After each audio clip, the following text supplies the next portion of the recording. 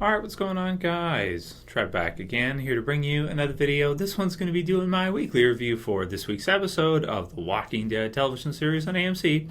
This is for Season 6, Episode 4, which is called Here's Not Here.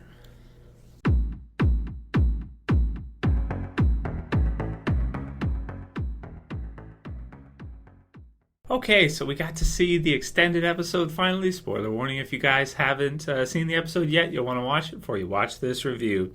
And we got to see all the different gaps, so to speak, of what happened to Morgan from the time of Clear up until the point when he heads towards Terminus. That was kind of cool at the end to kind of see that and how it sort of synced in terms of time when you see Morgan kind of head on the road towards, or the railroad towards Terminus, because of course that ends up leading him to the others. So I guess the hunters, the termites, were good for something. They at least helped him, kind of get on the trail and find the rest of the group. Of course, raking the others.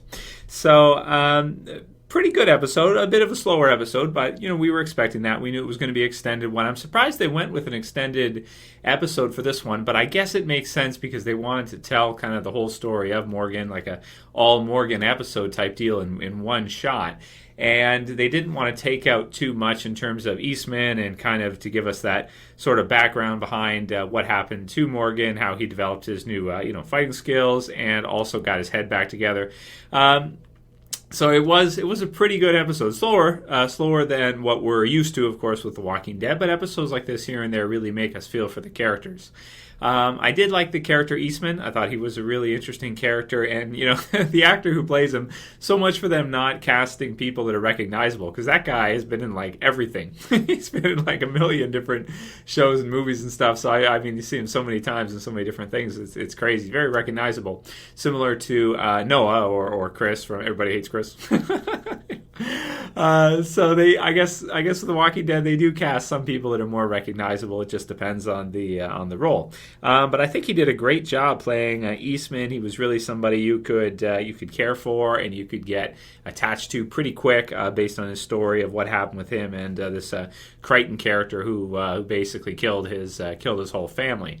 In which we find out at the end. See, we were led to believe earlier on, at least I thought earlier on, that he had kind of forgiven him and let it go. But it seems he wasn't able to kind of repress those instincts to want to get revenge on him for what he did. He couldn't let that go.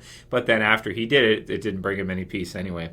So I think the part when he was telling Morgan that was probably the best part of the episode. Really, a lot of emotion in terms of that part. Aside from that, the whole rest of the episode was pretty good. You get to see you got some, Morgan running around killing zombies and that, as we saw in the preview. I did like how they threw in kind of, because we knew, of course, that the character there wouldn't make it all the way through. He was going to die at some point or just wouldn't, because Morgan, of course, heads off on his own. He's not with anybody. So we knew he wasn't going to make it. Something was going to have to happen to him. I like their meeting. I like to see how they kind of got to know each other and, the whole cell thing inside of his house and, how they use that. And also, just kind of the relationship that him and Morgan were able to build in such a short time in terms of TV episodes and that was really well handled. It was really well done, and I did like the episode overall. So I like kind of the saying, I will not allow that. You can't have me in it. It makes me think of Conquer, of course, when Morgan kind of says the same thing. He sort of adapts or takes Eastman's philosophy, so to speak, on killing and not to live in peace and not try to kill in a zombie apocalypse. It's pretty hard to do that, though. I mean, Carol does bring up some good points when the wolves attack, and she just goes around and starts killing them. I mean, you kind of have to. It's self-defense at this point. But then again, if you do that, you may have to live with the guilt on your conscience of what you have to do. That said, if you're defending your people, I think that's a lot easier to do than if you kill somebody unnecessarily, like we saw Morgan do earlier on at the beginning, where he's just become so animalistic that he doesn't recognize he doesn't really care even to recognize friend from foe or zombie from survivor. He's just going around killing just basically anybody who he runs into. And it also kind of shows us why in Clear, the first thing he does without even kind of checking to see if it's Rick or see if he knows him, he doesn't really care. He's just in such a kind of crazed, animalistic, id-based state that he just goes around kind of killing everybody, taking care of himself, surviving, and that's basically it and barely that. I like the title. The idea here's not here, it kind of relates back to, in psychology, you have the concept of mindfulness, and it's actually, and basically the therapy that Eastman does with Morgan in this is basically mindfulness. It's pretty hot in psychology right now, and it is too. It involves a lot of different things with regards to here's not here. So, mentally maybe, not being exactly where you are at that moment. So being mentally elsewhere, thinking or replaying a moment over and over again, as he says that Morgan has PTSD from post-traumatic stress from what happened, of course, to his wife and Dwayne and that, and his superego thrashing him, turning inward, thrashing him on the inside because he could have actually put down his wife, but he couldn't do it. And then, of course, she ended up killing Dwayne.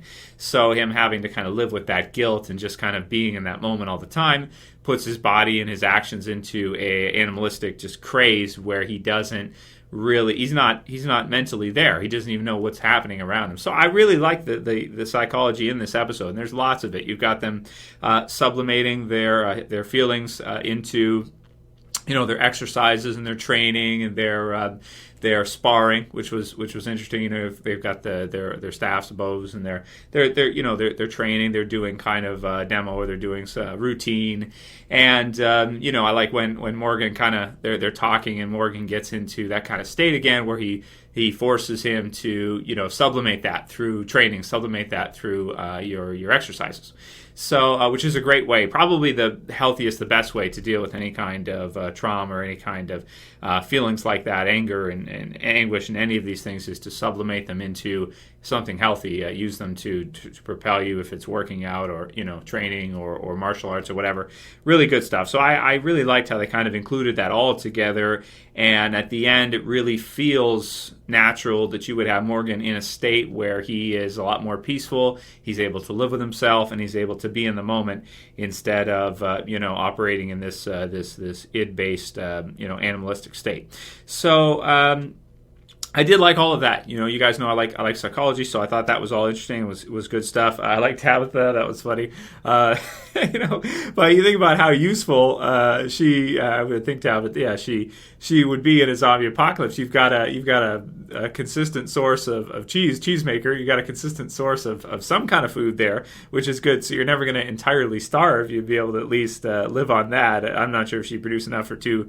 The other guy, Eastman's pretty big, so I don't know, but.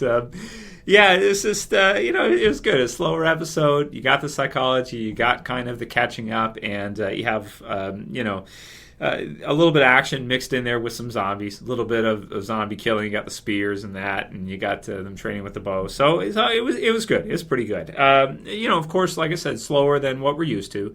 And but we needed that after episode 3, which was an insane episode. And it certainly catches us up with regards to Morgan and what he's been through, where he's at. So if you like Morgan, I think this would be maybe one of your more favorite, maybe not your favorite episode because it is slower, but just to get to see all that background was really good. I even see the A's on the tree. Some people think that the A means Alexandria. No, I don't like that. I don't like that. That's something we could discuss. But I kind of think of it as like the world. If you look at the title of The Walking Dead and the logo, the A is always the is on top of the A. I know this because I made like 1,000 Walking Dead thumbnails. But yeah, so it's like kind of like the A is symbolic for the apocalypse of the world that they're in. At least to me, that's my kind of thought on it. But anyway, we can talk about that more in a Q&A later. And then at the end, of course, we find out that I guess he's the lead. Is he the lead wolf? That's what I'm kind of confused about, because I didn't think he was. I guess we'll see what happens with that. But the one with the black hair and the teeth, we see that he actually Morgan actually didn't kill him. Actually, just knocked him unconscious. So that filled that gap for us that we understand now. So that's good. That's cool. So he's alive, and I liked how they kind of did this flashback sort of as he's telling him what he's been through and everything, and how at the end none of it just means anything. to the other character because he goes the other way. I mean, it's if you look at it brings in some interesting questions of evil and good, and of course, the wolves are pretty much pure evil, animalistic, and a lot of similarities to Morgan and where he was at that current time before. Happy to see that he was able to meet the Eastman character and turn things around so he didn't behave in that kind of wolf animalistic way still. So that's interesting, the kind of the parallels between them. But there's some people you might be able to help, and then there's other people like Crichton who, in the real world too, no matter how much people spend time with them, no matter how much therapy they go through or anything, at the end they still does